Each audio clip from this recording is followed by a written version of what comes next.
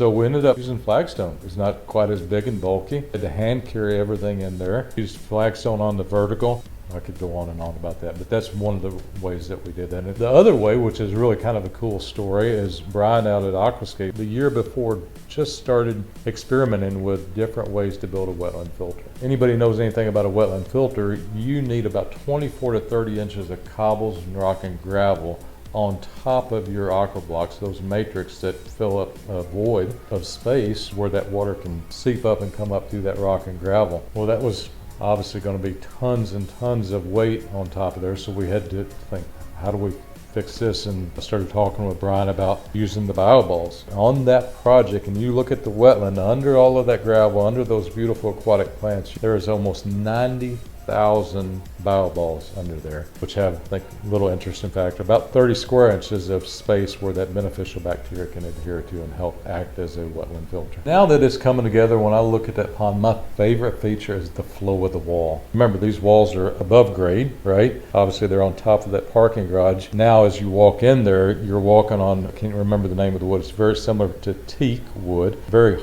dense wood, beautiful walkway that goes, it's over 100 feet long alongside the pond, and just the flow of the wall. If you look the way the water goes in the flagstone that's set there, each one of them are 12 inches wide.